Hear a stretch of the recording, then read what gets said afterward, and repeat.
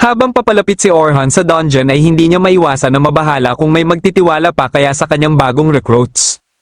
Inilagay pala sa article na tinanggal siya sa Heroes Party dahil mahina umano siya. Ang problema ay hindi alam ng mga bagong recruits na tinanggal siya at ang alam lang ng mga ito ay umalis siya sa Heroes Party. Kaya nang binati niya ang mga ito ay napansin niya kaagad na parang nadismaya ang iba sa mga ito sa kanya. Nagmamadali namang lumapit sa kanya si Selma na humingi kaagad ng tawad dahil hindi umano nito alam ang tungkol sa pagkakatanggal sa kanya. Hindi naman ito problema sa kanya at isa pa ay siya dapat ang humingi ng paumanhin sapagkat hindi niya nilinaw kung bakit wala na siya sa Heroes Party. Sa ngayon ay gagawin niya pa din ang lahat para sa expedition at sana ay gayon din sila Selma. Buti na lang ay hindi nagbago ang tingin sa kanya nila Bernard dahil totoo naman umano na nakarating pa din siya sa floor 94 at nakakamangha pa din ito. Dahil dito ay hindi na nag-alala pa si Selma at umaasa siya na magiging maayos pa din ang expedition nila ngayon katulad kahapon. Nang makausap ni Orhan sila Sofia ay ipinakita naman kaagad ng mga ito na hindi umano sila naniniwala sa article. Hindi naman na napigilan ni Logan na alamin kung totoo ba ang balita kaya nilinaw niya na karamihan sa isinulat sa article ay totoo kabilang na dito ang pagiging mahina niya. Pero hindi pa din naniniwala si Sofia na mahina siya dahil nasaksihan mismo nito kung gaano siya kalakas matapos niyang iligpit ang napakaraming orcs.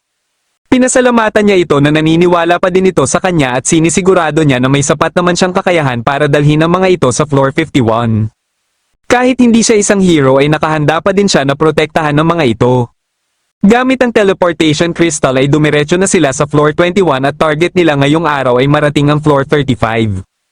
Katulad sa mga naunang palapag ay bawal pa ding magbigay ng instructions sila Orhan sa mga bagong recruits hanggat hindi sila nakakarating sa floor 31. Pero dahil sa ipinapakita nila Sofia ay hindi naging problema sa kanila na marating kaagad ang floor 31.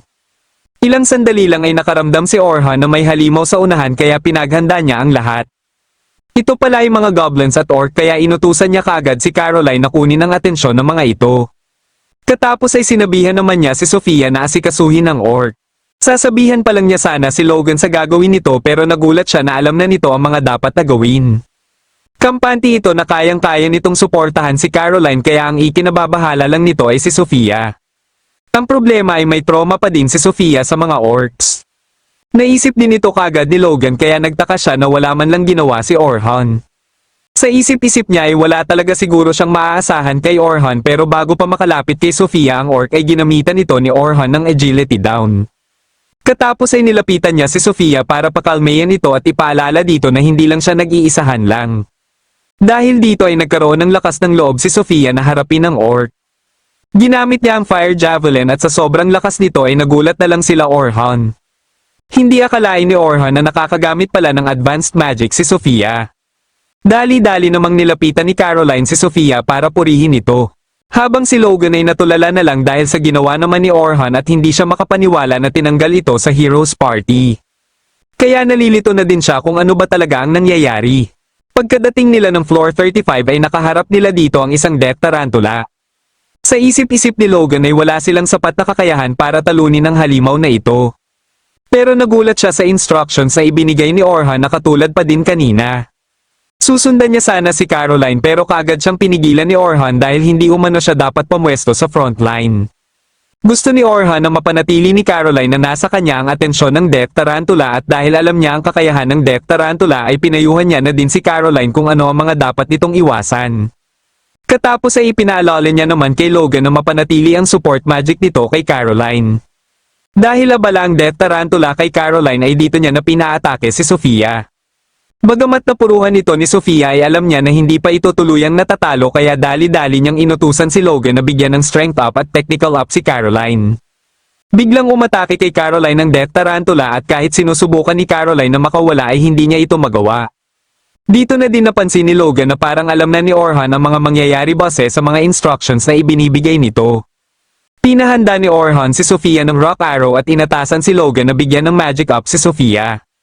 Dahil 3 spells lang ang kayang gawin ni Logan ng sabay-sabay ay napagdesisyonan niya na tumulong na.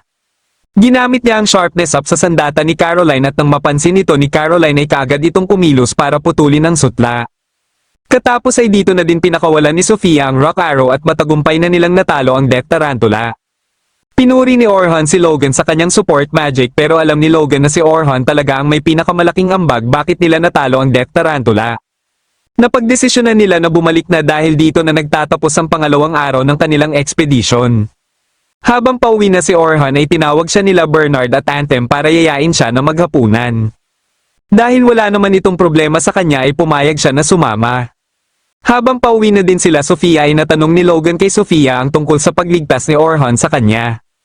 Gusto niyang malaman kung anong mga spells ang ginamit ni Orhan at kung paano ito makipaglaban. Dahil dito ay inalalim ni Sofia ang mga ginawang atake ni Orhan ng mga oras na iyon at ang paggamit nito ng sharpness up. Kaya naalala din ito ni Caroline at hindi din umano siya makapaniwala na bigla na lang tumilim ang kanyang mga punyal.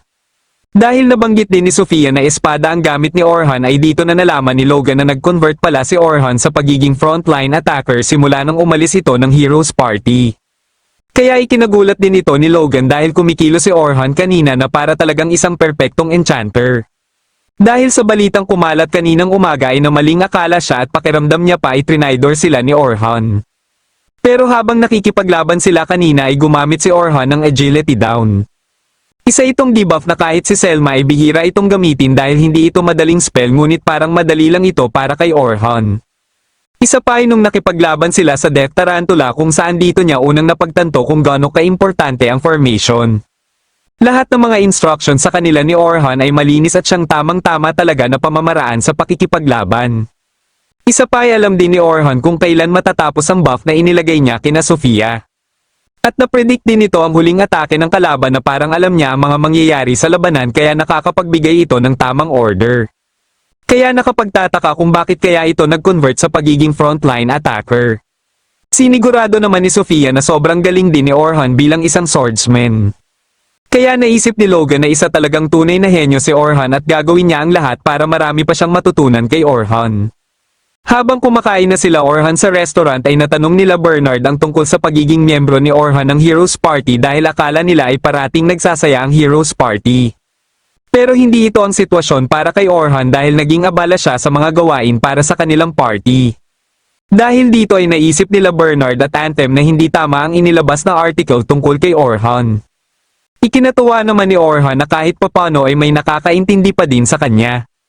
Natanong na din ng mga ito kung bakit siya nag-convert sa pagiging swordsman mula sa pagiging enchanter. Kaya naikwento niya na din na isa talaga siyang swordsman at ito din ang pangarap niya simula pagkabata pa lang. Ito ay dahil sa paghanga niya sa kanyang lolo na tinalo ang halimaw na umatake sa kanilang nayon gamit ang espada. Simula nung araw na iyon ay wala na siyang ibang pinangarap kundi gayahin ang kanyang lolo. Ngunit nang mapunta na sila sa lower floors ng dungeon ay bumagal ang kanilang progreso. Sa kagustuhan nilang mabilis na makababa ay dito na nila napagpasyahan na magkaroon ng isa ding enchanter na saktong sumisikat na nung panahon na iyon. At dahil isa siyang jack of all trades na kayang gawin ng kahit ano ay siya ang pinili na maging enchanter. Naisip nila Bernard na baka ang pagkuha nila ng enchanter ang siyang pangunahing rason bakit nila narating ang floor 94. Pero naniniwala pa din si Orhan na kahit pa naging enchanter siya ay dapat naghinay-hinay lang sila at sinamantala ang pagpapalakas.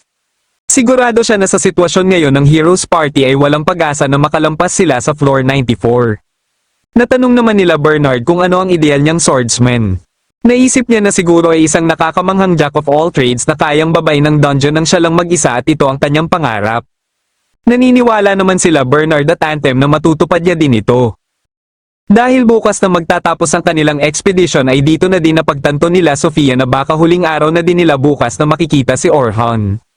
Naisip ni Sofia na maganda sana kung sumali na lang si Orhan sa Night Sky Rabbits. Dahil dito ay pinayuhan siya ni Caroline na alukin si Orhan na sumali sa kanilang clan at baka pumayag ito. Alam niya na hindi ito madali pero nalulungkot siya na baka hindi na sila magkita muli ni Orhan kaya baka subukan niya ang payo ni Caroline. Kinabukasan ng umaga ay napagpasyahan ng Heroes Party na pumasok ng dungeon para subukan kung paano sila makikipaglaban kasama ang bago nilang enchanter.